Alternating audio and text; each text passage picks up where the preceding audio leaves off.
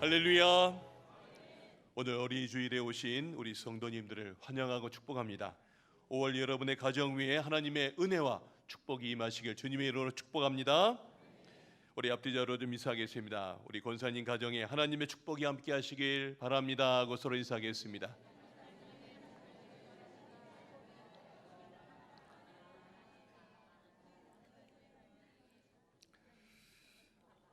네. 오늘은 다음 세대인가 다른 세대인가라는 제목으로 말씀을 증거하겠습니다. 먼저 영적 강국 대한민국이라고 하는 주제를 갖고 말씀을 전하겠습니다. 이 땅에 복음이 들어온 지 25년 후 1910년 6월에 저 영국의 에딘버러에서 세계 선교사 대회가 있었습니다. 여기에 우리나라 대표로 사무엘 마펫 선교사님과 평신도 대표로 우리 윤치호 선생님이 참석했습니다. 그때 마펫 선교사가 한국에서의 선교 보고를 이렇게 보고했습니다. 한국은 비기독교 국가 최초로 100년 이내 영적 강국이 될 것입니다. 그 이유는 세 가지입니다. 첫째, 뜨거운 기도의 성도가 있는 곳입니다. 새벽 기도, 금요 철야 기도회에서 그렇게 기도하는 민족은 처음 봤습니다. 두 번째, 열정적인 전도를 실천하는 성도입니다. 전도를 하는데 어찌나 그렇게 열정적인지 앞으로 한국은 영적 강국이 될 것입니다. 세 번째, 성경을 사랑하는 성도입니다. 사경회를 하는데 자기가 일주일치 먹을 걸 머리에 이고 어디든 가서 말씀을 듣는 놀라운 성경을 사랑하는 성도입니다. 정말 마펫 선교사의 예언은 맞았습니다. 세계 교회사의 유래를 찾아볼 수 없는 폭발적인 부흥과 성장을 우리 한국 교회가 이루었습니다. 그런 연유로 저와 여러분도 지금 그리스도인이 되었습니다. 참 감사하지 않을 수가 없습니다. 우리 강화중앙교회도 그 중심에 서 있는 교회였습니다. 그러나 지금 한국교회는 성장을 멈추고 있습니다. 저는 세 가지가 원인이라고 생각합니다. 첫 번째 원인은 교회 학교의 현격한 감소 현상입니다. 여러분이 보시고 있는 저 사진은 2004년 꼭 20년 전 우리 교회 성경학교 사진입니다. 저게 여름 성경학교 사진이고요. 다음 사진 보십시오. 저게 겨울 성경학교 사진입니다. 아마 저 사진의 주인공들이 아마 있으실 겁니다. 저렇게 바글바글했던 아이들이 지금 점점 사라지고요. 교회 학교 아이들이 무척이나 적게 나오고 있습니다. 우리 강화 동지방에 그리고 강화에 교회 학교 없는 교회들이 무척이나 많습니다.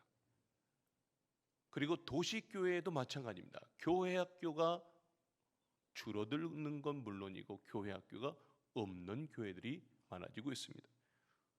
두 번째, 한국교회가 성장을 멈추고 있는 이유는 우리나라의 급격한 출산율이라고 하는 사회적 문제 때문입니다.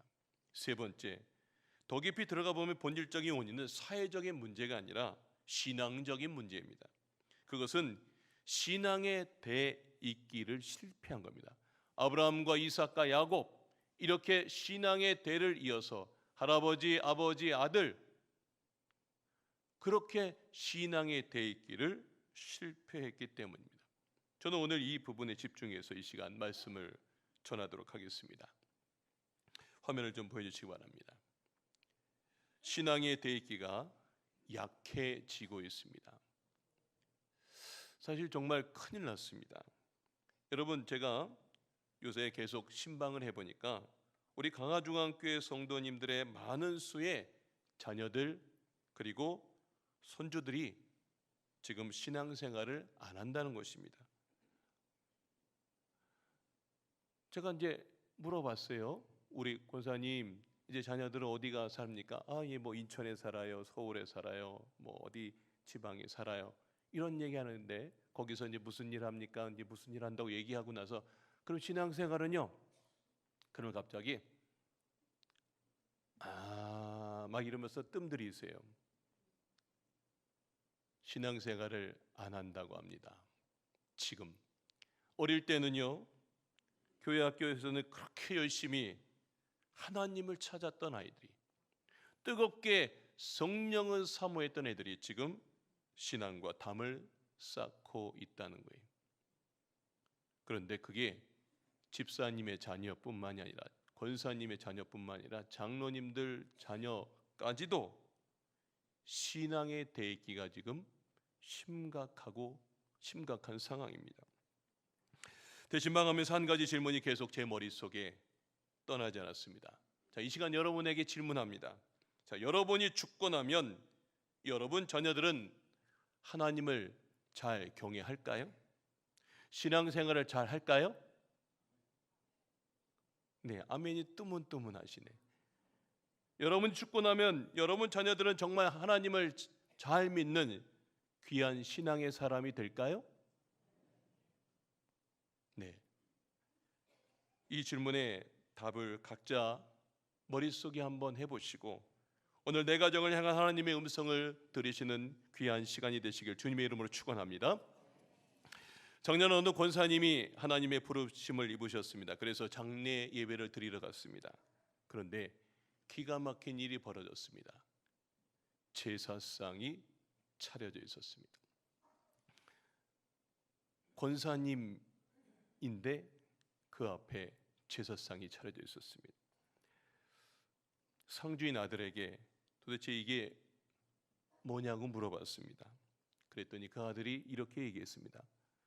어머니는 어머니 신앙이고 자신은 이제 교회를 안 다니니 어쩔 수 없다고 합니다. 예전에 교회 학교를 다니면서 예전에 신앙생활했던 아들인데요, 그 예전 신앙은 어디 간 것일까요? 여러분은 이런 것을 바라보시면서 어떤 생각이 드십니까? 여러분, 왜 이런 일들이 일어났을까요? 오늘 우리가 읽은 본문에서 그 답을 말씀해 주고 있습니다.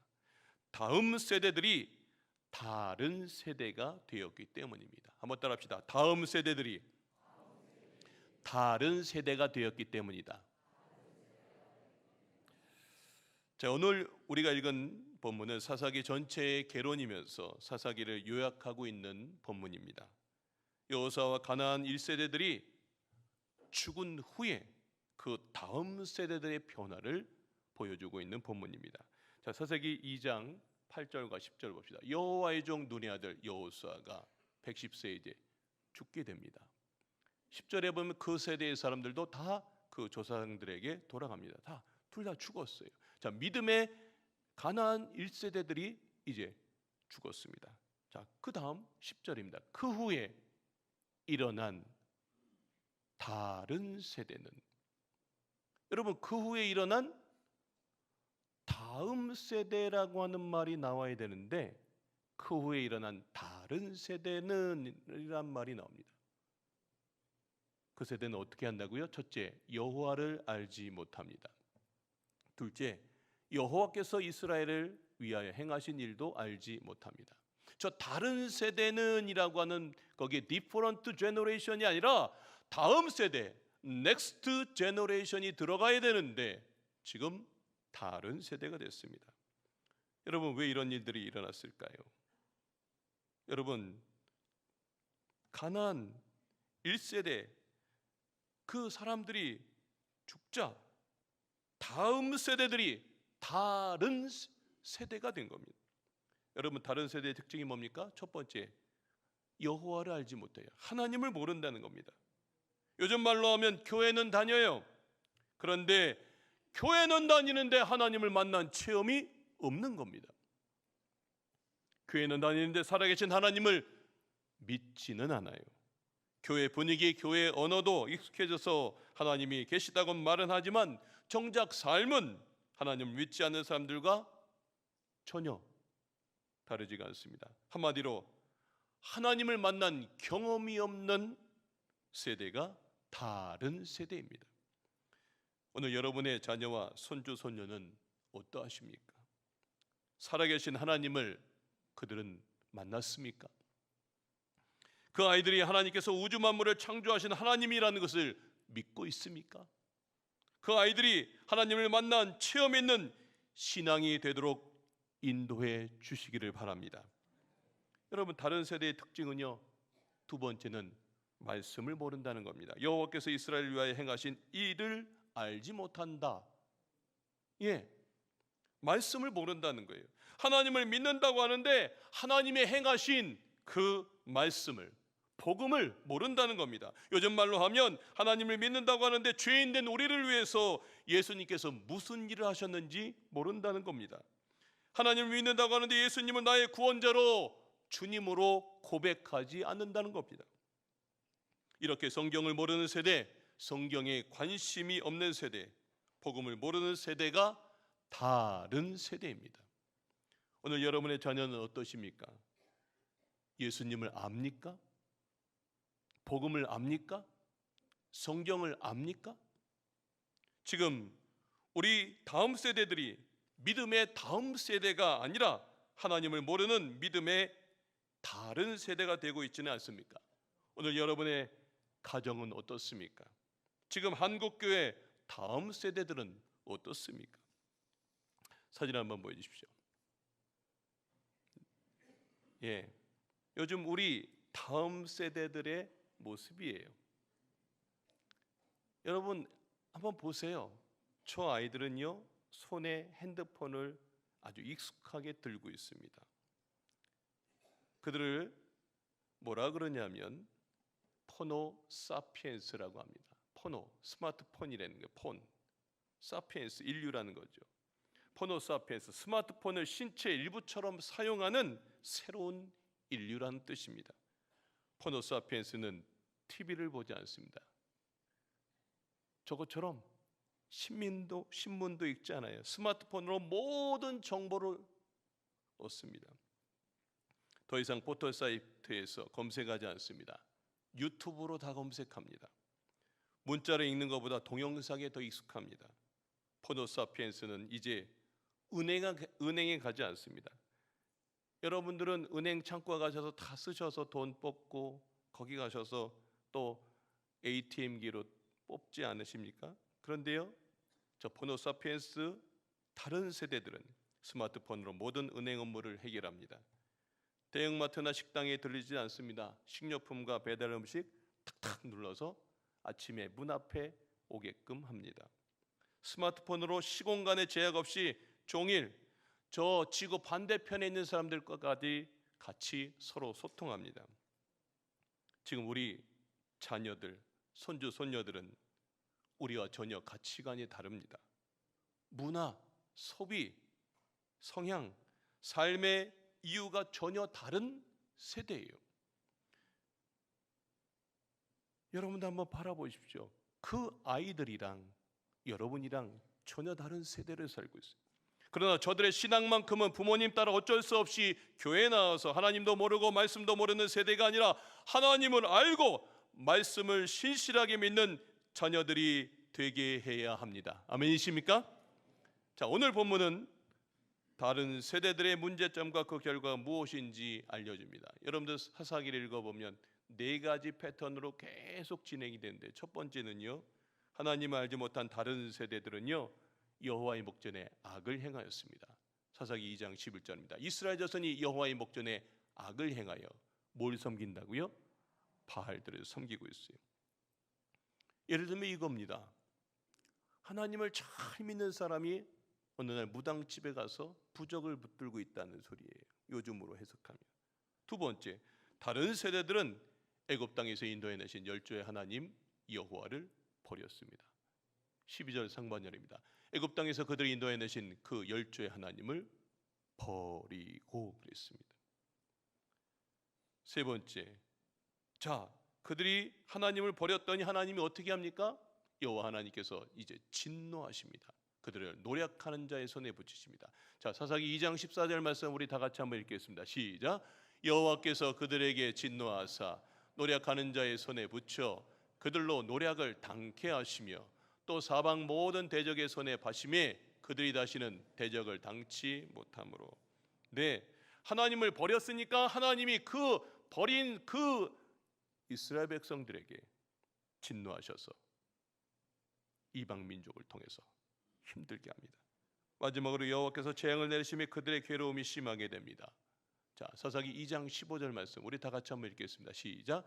그들이 어디를 가든지 여호와의 손이 그들에게 재앙을 내리시며 맹세하신 것과 같아서 그들에게 괴로움이 심하였더라. 요 네 가지 패턴을 계속합니다. 하나님을 버려요. 그리고 자기 마음대로 살아요. 그러다가 하나님이 이제 정신 차리라고 이방 민족을 들어서 아주 힘들게 어렵게 합니다. 그러면 하나님 도와주세요. 그때 잠깐 하나님 찾아요. 그럼 하나님이 사사를 세워서 그 문제를 해결해 줍니다. 그러면 그 문제 해결하고 나면 또 하나님 금방 잊어버리고 또 자기 마음대로 살아요. 하나님을 또 버립니다. 또 하나님이 그래서 또 쳐버립니다. 이걸 반복을 해요. 무려 350년을 사사시대에, 성경의 암흑시대입니다. 그 350년 동안 이스라엘 백성들은 계속해서 이 패턴으로 삶을 삽니다. 가나안 2세대는 결국 신앙 없는 다른 세대가 되어서 하나님을 징계받습니다. 그들 삶에 하나님이 없어요. 그들 삶에 하나님 중심이 되지 못하고 그들은 하나님을 잊어버린 겁니다. 여러분, 한 세대가 경험했던 하나님을 다음 세대에게 전하지 못한 것, 이게 사사기의 비극입니다. 윗세대가 아랫세대에게 이 하나님의 복음을 전하고 하나님을, 내가 만난 하나님을 이야기해 줘야 되는데 그걸 안 해준 그 결과로 이런 비극의 350년이 흘러갑니다. 여러분, 신방하면서 느낀 점을 보면서 지금 이 사사기의 이야기는 오늘 지금 우리의 이야기가 되고 있다는 겁니다. 그럼 우리 다음 세대가 다른 세대가 되지 않기 위해서 우리는 어떻게 해야 될까요? 저는 세 가지 메시지를 전하겠습니다. 첫 번째, 하나님을 가르쳐야 다음 세대가 다른 세대가 되지 않습니다. 한번 따라합시다. 하나님을 가르쳐야 다음 세대가 다른 세대가 되지 않습니다. 왜 다음 세대가 다른 세대가 되었을까요? 하나님에 대해서 가르치지 않아서 그렇습니다. 자, 사사기 2장 6절입니다. 전에 여호수아가 백성을 보내며 이스라엘 자손이 각기 그들의 기업으로 가서 뭐를 차지했다고요? 땅을 차지했습니다. 저는 왜 여호수아 세대가 큰 일을 체험했는데 여리고 성도, 요단강도 건너고 대단한 이 큰 일을 체험했는데 다음 세대에게 말씀을 가르치지 않았을까 생각해 봤습니다. 도대체 이게 왜 그럴까? 여러분, 모세는요 광야에서부터 부지런히 하나님의 말씀을 다음 세대에게 가르쳤습니다. 모세는요. 그런데 여호수아 세대는 가나안에서 전쟁하느라 바빴어요. 이 지역 저 지역 계속 전쟁을 나갑니다. 그러면서 앞뒤 돌아보지 못하고 말씀 가르칠 생각을 못한 겁니다. 다음 세대에게. 그 결과 땅은 빼앗아서 다음 세대에게 땅은 물려주는데 정작 가장 중요한 자녀의 신앙 교육은 실패한 겁니다. 요즘 우리들이 부딪히는 문제 같지 않습니까? 부부가 맞벌이로 돈 버는데 집중하다가 정작 자녀의 신앙 교육은 손 놓고 있지는 않으신지요? 그러므로 우리가 집중할 일은 바로 이것이라고 생각합니다. 잠언의 말씀입니다. 마땅히 행할 길을 아이에게 가르치는 겁니다. 그렇게 되면 어떻게 된다고요? 늙어도 그것을 떠나지 않습니다. 어릴 때 심겨 놓으면 그 아이의 믿음이 제대로 심겨 놓으면 늙어도 떠나지 않습니다. 그런데 그걸 우리가 지금 못하고 있는 거예요. 그냥 대충 심는 거예요. 여호수아 24장. 자, 여호수아가 이런 말합니다. 너희가 섬길 자를 오늘 택하라. 오직 나와 내 집은 여호와를 섬기겠노라. 너희들 바알을 믿고 있어? 나와 내 집은 여호와를 섬기겠다라고 그렇게 선포하고 있는 겁니다. 신명기 6장 7절 내 자녀에게 부지런히 가르치래요. 언제요? 집에 앉았을 때든지 길을 갈 때든지 누워있을 때든지 일어날 때든지 하여튼 수시로 계속해서 말씀을 강론하래요. 말씀을 해주라는 거예요. 하나님이 어떤 하나님이고 내가 만난 하나님이 어떤 하나님인지 말해주라는 거예요. 다음 세대에게 수시로 계속해서 하나님의 말씀을 읽어주고 네가 만난 하나님을 말해주라는 거예요. 여러분, 부지런히 하나님을 가르쳐야 되는데 우리는 땅이나 권력이나 물질보다 신앙의 이 유산을 물려줘야 되는데 그렇지 못하고 있지는 않습니까? 만일 자녀들에게 신앙의 유산을 남겨두지 못하고 삶의 분주함으로 보낸다면 훗날 후회하는 인생을 맞이하게 될 겁니다. 자녀들도 훗날 우리 부모 세대를 향하여 왜 우리에게 믿음의 길을 가르쳐주지 않았느냐고 원망할 수도 있을 것입니다. 우리 다음 세대가 여호와를 알지 못하는 다른 세대가 되지 않도록 자녀들에게 하나님을 부지런히 가르치시길 주님의 이름으로 축원합니다. 두 번째 메시지는요, 체험적 신앙을 전수해야 다음 세대가 다른 세대가 되지 않습니다. 한번 따라하겠습니다. 체험적 신앙을 전수해야 다음 세대가 다른 세대가 되지 않습니다.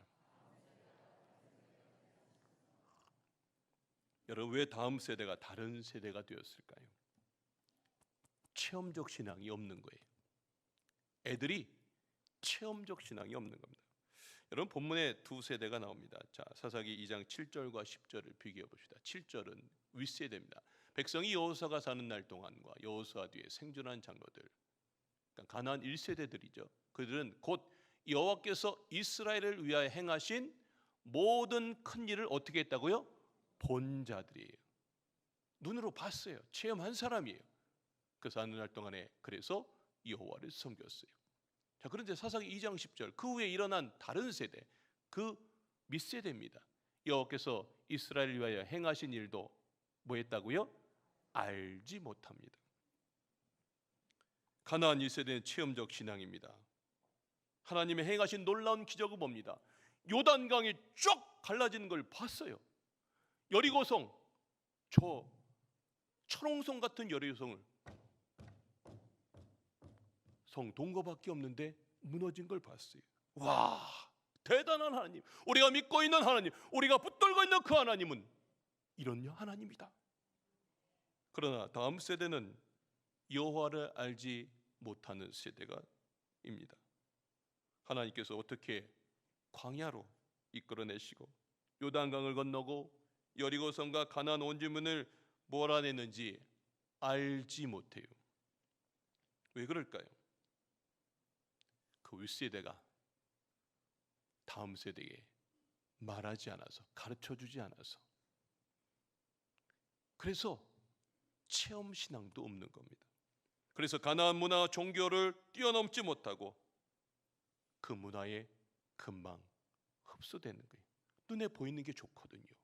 바알, 야, 풍요롭고 아스타롯, 우리 순간적인 쾌락에 이스라엘 백성들이 그 여호와 하나님을 체험하지 않으니까 거기에 푹 빠진 겁니다. 여러분, 이렇게 체험적 신앙이 중요합니다. 체험되지 않는 진리는 진리가 아니라 지식입니다. 그래서 하나님을 반드시 체험해야 됩니다. 여러분, 아프리카 밀림에 사는 사람들에게 여기 아무리 짜장면을 설명을 한들 그거 알아듣겠습니까? 짜장면은 까만색이야. 그거 한번 먹으면 아주 너무 맛있어. 먹어봐야 알죠. 실제로 먹어본 사람만 압니다. 아무리 십자가를 얘기해도 그 능력을 경험하지 못한 사람은 십자가를 알지 못합니다. 독생자를 내주신 십자가의 사랑을 경험해본 사람만이 십자가를 압니다. 그러므로 우리가 내가 만난 하나님을 전해주며 자손들에게 체험신앙을 물려주시는 강화중학교의 성도님들 되시길 주님의 이름으로 축원합니다. 마지막으로 예배자로 키워야 다음 세대가 다른 세대가 되지 않습니다. 한번 따라합시다. 예배자로 키워야 다음 세대가 다른 세대가 되지 않습니다. 자, 오늘 사사기 21장 6절 말씀 우리 다 같이 한번 읽겠습니다. 시작. 그때에 이스라엘에 왕이 없으므로 사람이 각기 자기의 속에 옳은 대로 행하였더라. 저 사사기 마지막 장 마지막 절입니다.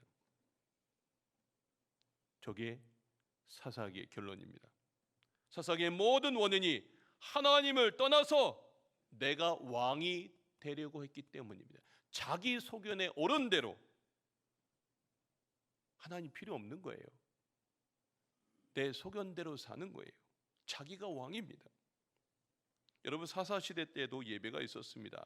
사사시대 때도 기도가 있었습니다. 그런데 하나님을 왕으로 섬기는 게 아니고 하나님은 단순히 문제 해결만 해주시는 분, 이렇게만 생각해요. 어려운 일 있을 때만 하나님 도와주세요 하고 그 문제 해결해주면 다 잊어버려요. 하나님을 마치 무당한테 찾아가서 뭐 문제를 찾아가는 것처럼, 마치 정말 순간 뭔 문제를 해결하는 것처럼 그렇게 생각했습니다.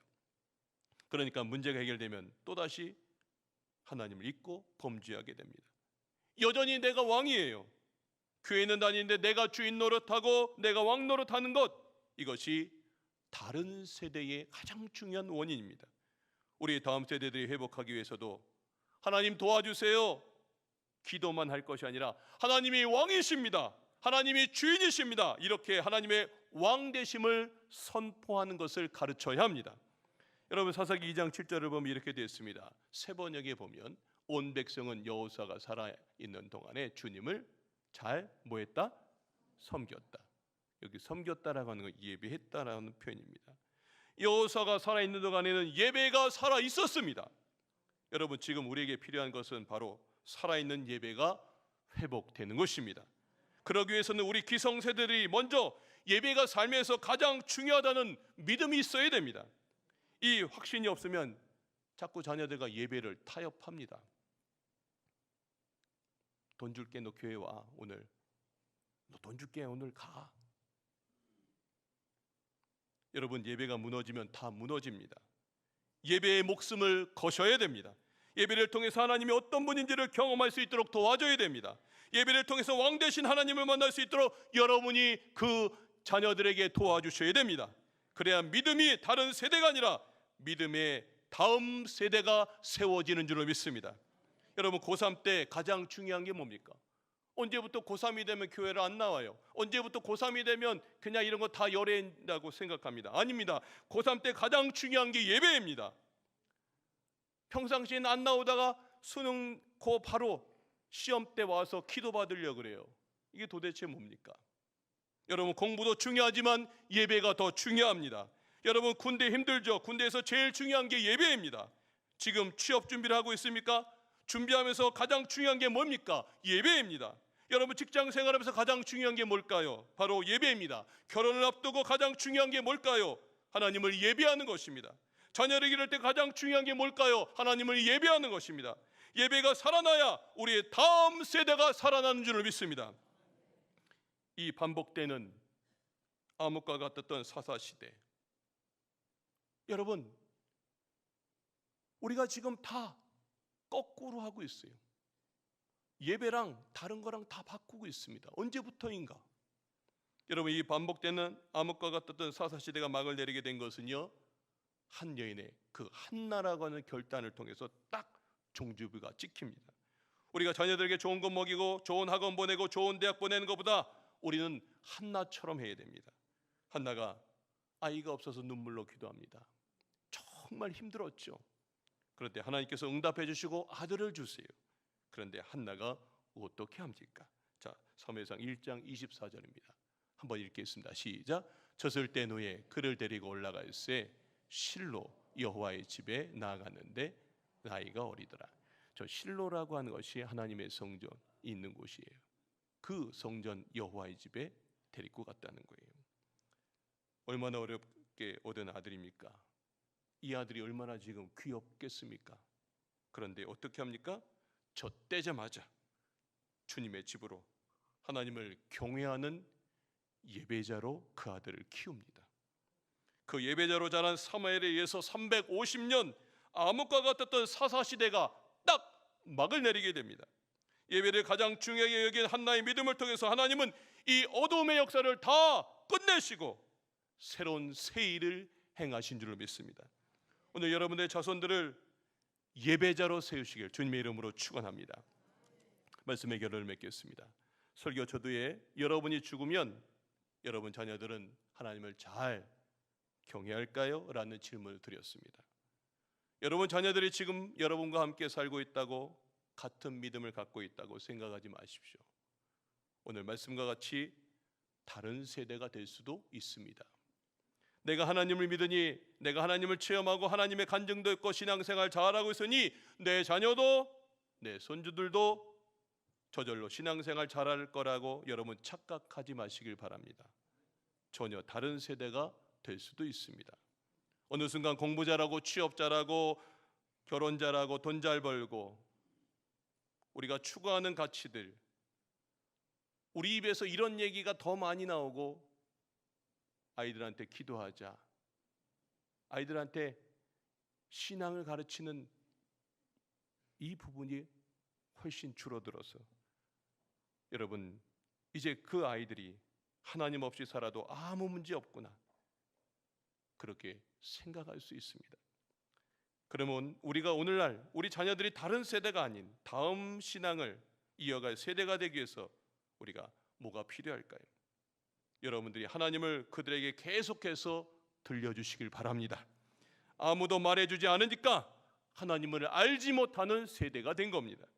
또한 체험적 신앙을 여러분들이 하나님의 그 사랑, 내가 아빠는 하나님을 이렇게 만났어, 그 이야기를 들려주십시오. 그리고 그 아이들을 예배자로 키워주십시오. 거기서부터 신앙이 크고 신앙이 시작되는 겁니다. 이제 이 모습이 저와 여러분의 가정에서, 그리고 우리 교회 학교에서, 그리고 우리 한국교회에서 다시 일어나 다시 영적 강국의 우리 나라가 되기를 주님의 이름으로 축원합니다.